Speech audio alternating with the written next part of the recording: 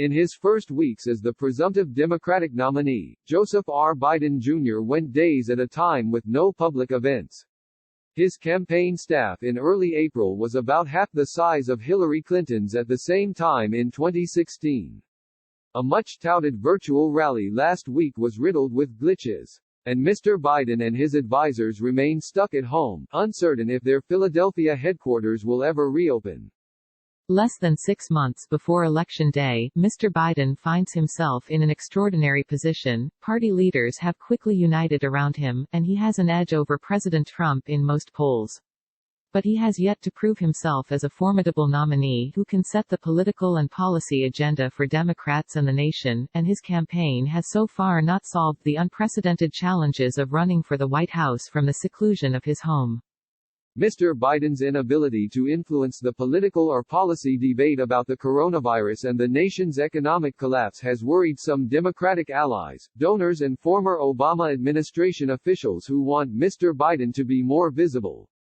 He rarely goes on offense against Mr. Trump in ways that have lasting impact. And his tentative handling of his biggest test recently, responding to the sexual assault allegation by Tara Reade, prompted skepticism among some progressives and others about his instincts and his team's agility. Mr. Trump has his own enormous problems politically, and he and his campaign have yet to get a handle on Mr. Biden, veering from attacks over China to personal jabs at his mental acuity and his son Hunter. Still, even some Democrats who are optimistic about Mr. Biden's chances say they are worried about whether he and his operation are ready for the campaign of personal destruction that Mr. Trump is expected to accelerate. The circumstances could hardly be more challenging for Mr. Biden. He lacks Mr. Trump's bully pulpit, and the coronavirus crisis has eliminated the kind of intimate retail politicking at which he excels. But interviews with more than 24 donors, advisors, activists and party strategists portray an operation that is exhibiting some of the same difficulties that proved troublesome in the primary: slow decision-making processes and multiple power centers across Mr. Biden's sprawling political network, generational differences between some longtime Biden advisors and younger operatives, inadequate staffing and a tendency to be reactive in the face of controversy. Whatever hard hits you took in the primary does not even compare to what's coming from this White House and this president, said Leah D. Daughtry, a prominent Democratic strategist who ran the party's 2008 and 2016 conventions. We've just got to be ready for the new tactics and to not rely on anything we've done in the past as the gospel truth of campaigning. Nan Whaley, the mayor of Dayton, Ohio, who supported former Mayor Pete Buttigieg in the primary and backs Mr. Biden now, said she is hearing about Trump fatigue in her battleground state, but she was quick to note, "We got beat 4 years ago. None of this is rational anymore." In recent days, the Biden campaign has started its biggest hiring spree since entering the race, fortifying the thin team that carried him through the primaries with additions ranging from new deputy campaign managers to digital experts. But that hiring began weeks later than many party strategists had expected, curtailed by financial concerns and uncertainty over how to invest in a campaign grounded by a national health crisis. And despite facing the most forbidding political environment of any president seeking re-election in decades, Mr. Trump still enjoys significant advantages. Although Mr. Biden matched the president in fundraising for April, Mr. Trump and his party began the general election with an advantage of nearly $187 million and an advanced digital operation. Already, Mr. Trump's re-election team is directing a $10 million ad campaign at attacking Mr. Biden. Mr. Biden's campaign does not have the financial firepower to answer on air, but this week it did produce an anti-Trump ad on the coronavirus that quickly racked up millions of views, the kind of insurgent maneuver that allies had been anxiously waiting for. In many respects, Mr. Biden's candidacy continues to test the proposition that in an election dominated by the coronavirus and Mr. Trump's conduct as president, the former vice president can win by running a steady, low-key campaign that appeals to a broad coalition. Democratic voters rewarded Mr. Biden for that approach in the primary, despite his uneven performances on the campaign trail, but a general election may test Mr. Biden and his campaign in a more strenuous way as he faces a wider audience of voters across the ideological spectrum. Some of the Biden campaign's vulnerabilities were laid bare in recent weeks as he confronted an accusation of sexual assault by Ms. Reid, a former aide in his Senate office in the 1990s. After the allegation surfaced, his campaign weighed several approaches, with some arguing that it should not be elevated. Others wanted a more proactive posture.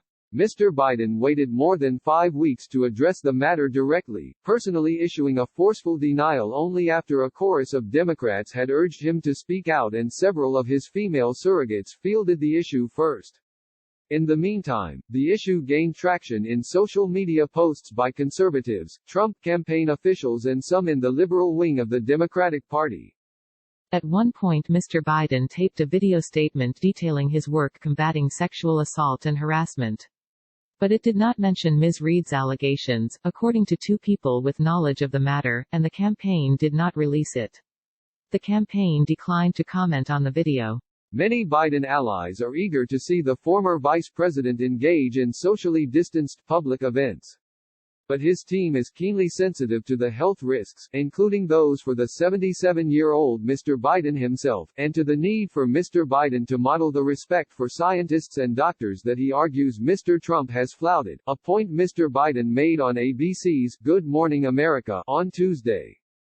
In the meantime, he has held virtual town halls and round tables and started a podcast, and his team is increasingly focused on intensifying the campaign's presence in battleground states. Mr. Biden has spent considerable time fundraising, and he routinely receives briefings from public health and economic experts.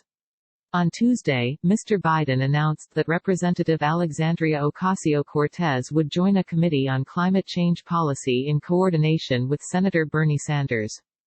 Andrew Bates, a campaign spokesman, said in a statement that Mr. Biden had won the Democratic primary by running a race that was true to Joe Biden's values. "We did this all with the foot of the incumbent, impeached president on our backs," he added, dismissing the concerns of pundits. "That is why Joe Biden is the Democratic nominee, and that is why we are going to beat Donald Trump in the fall."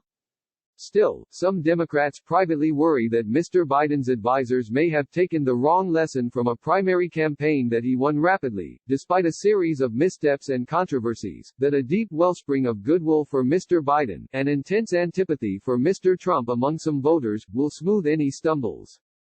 "Joe Biden is a known quantity, and most voters have a generally positive feeling about him," said Jim Margolis, a veteran Democratic strategist who stressed his admiration for the Biden campaign. But he added, "Hillary Clinton started her race as the most admired woman in the world, and she didn't end that way. The Trump attacks can have a real impact over time." Staffing has been a concern as well. The number of people on Mrs. Clinton's payroll who were paid at least $1,000 in March 2016 was about 750, federal records show. Mr. Biden's had about 375 in March 2020. In fact, Mr. Biden entered April with the smallest campaign staff of any Democrat since at least John Kerry in 2004. Ms. Daughtry said she believed the Biden team understood the challenge. "The question," she said, "is whether the campaign is able to pivot quickly. All campaigns quickly become bureaucratic." That is especially the case for a seasoned politician like Mr. Biden, who is surrounded by layers of family members, longtime friends and advisors from different corners of his political universe. Navigating that landscape can be difficult for newer and younger staff members who might have divergent views about what could go viral and what warrants a response. As his team works to build itself out now, a number of progressive leaders said they had yet to hold formal conversations with Mr. Biden or his campaign about their policy priorities. Some also worry that Mr. Biden is relying on a strategy that's too focused on Mr. Trump's self-inflicted wounds and fails to articulate his own vision for the country. "It is hard to break through right now, but it's their job to break through," said Maurice Mitchell, National Director of the Working Families Party. "We need to see a more robust response on these issues." Still, many Democrats are eager to give Mr. Biden room to maneuver. Mr. Biden's campaign manager, Jennifer O'Malley Dillon, assumed her new role just as the coronavirus hit. Working remotely, she scrutinized the campaign's departments and devised clearer lines of authority, a process that slowed hiring but was considered a necessary part of pivoting to the general election. "I just don't have the anxiety other people have about this," said Jennifer Palmieri, a former senior aide to Mrs. Clinton and President Barack Obama. "Everybody in the Democratic Party is dying for this to work. They're going to have the support they need." But staggering uncertainties about campaigning during the crisis remain. Few expect that Mr. Biden will enjoy the same traditional multi-day coronation before a large national convention that other nominees have received. And the absence of in-person campaigning makes the need for improved digital communications all the more critical. But the Biden campaign has struggled with basic technical difficulties. What was hailed as the first all-digital rally last Thursday evening more closely resembled late-night local access television. Midway through, the feed went black for almost 7 minutes. The audio was garbled. A dramatic walk-up entrance showing Mr. Biden removing his aviator sunglasses was mangled.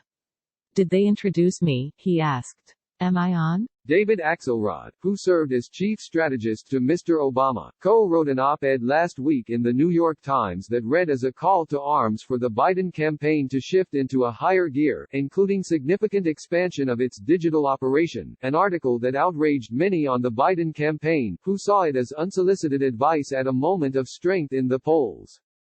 In a follow-up interview, Mr. Axelrod praised Ms. O'Malley Dillon, saying he thought the campaign was working very hard to get up to speed and doing it under difficult circumstances. But he cautioned, as much as Trump is wounded, he is dangerous as a candidate.